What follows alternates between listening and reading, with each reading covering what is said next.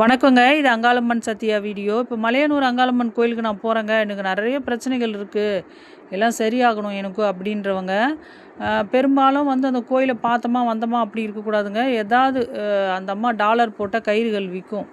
அந்த கயிறுகள் வாங்கி இப்போ குழந்தைங்களுக்கு உடம்பு முடியாமல் இருக்காங்க, ஏதாவது பிரச்சனைனா அவங்களுக்கு கழுத்தில் போட்டு விடலாம். இப்போ பெரியவங்க என்ன பண்ணுவாங்க, நான் கயிறு போட்டுட்டு எப்படி வேலைக்கு போகிறது, இல்லை ஏதாவது ஒரு இடத்துக்கு போகிறது அப்படின்ற மாதிரி ரொம்ப ஃபீல் பண்ணுவாங்க. அப்படி இருக்கிறவங்க கயிறு வாங்கிக்கோங்க. அதில் டாலரோட கயிறு வாங்கிட்டு அந்த அம்மாவை முன்னாடி ஊஞ்சல் முன்னாடி வேண்டிக்கோங்க. வேண்டிட்டு இந்த மாதிரி மணிகள், அதாவது இது நான் எல்லாமே யூஸ் பண்ண கருத்து போச்சுங்க. இந்த மாதிரி மணிகளில் அந்த டாலரை மட்டும் கோர்த்துக்குங்க. இப்போ புடவைக்கு மேட்சாக கூட அந்த மணிகளை நீங்கள் அழகாக போட்டுட்டு போகலாம் லேடிஸாக இருந்தால். எப்போவும் அந்த அம்மா படம் வந்து கழுத்தில் இருக்கும் பொழுது உங்களுக்கு வந்து கெட்ட சக்திகளோட நெருக்கம் கிட்ட நெருங்காது. உங்ககிட்ட உங்களுக்கு செய்வினை யாராவது செய்கிறாங்கன்னா அது பலிக்காது. இல்லை ஏதாவது ஒரு துர் ஆத்மாக்களுடைய ஆதிக்கம் இருக்குன்னா அவங்க கிட்ட நெருங்காது. அதனால் நீங்கள் அது மாதிரி செய்யும்பொழுது உங்களுக்கு எப்போவுமே நல்லதாக தான் நடக்கும். பாசிட்டிவான விஷயங்கள் மட்டுமே நடக்குங்க.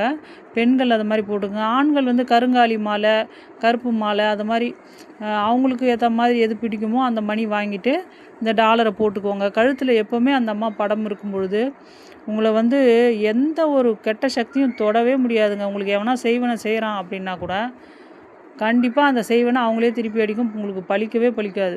அதனால் அந்த அம்மா படத்தை ஒரு ₹10 டாலர் தானே அப்படின்னு ஏளனமாக நினைக்காதீங்க.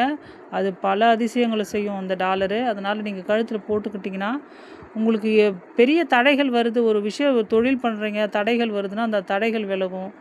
அந்த அம்மா எல்லா தடையும் நீக்கிடுவா. இப்போ வீடு கட்டுறீங்க, பாதியில் நிற்கிது அந்த மாதிரியா இருந்தாலும் சரி, ஒரு பிஸ்னஸ் பண்ணுறீங்க அதில் நஷ்டம் அடைஞ்சு நிற்கிதுனாலும் சரி, குழந்தை இல்லை அப்படின்னாலும் சரி, இல்லை சொத்து பத்தில் ஏதோ பிரச்சனைங்க, கோர்ட்டில் போய் பிரச்சனையாக இருக்குது, எனக்கு சாதகமாக ஒரு தீர்ப்பு வரணும் அப்படின்னாலும் சரி, எல்லாத்துக்குமே அந்த டாலர் வந்து ஒரு நல்ல பரிகாரமாக இருக்குங்க. கழுத்தில் போட்டுக்கோங்க, நல்லது மட்டுமே நடக்கும் உங்களுக்கு. நன்றி, வணக்கம்.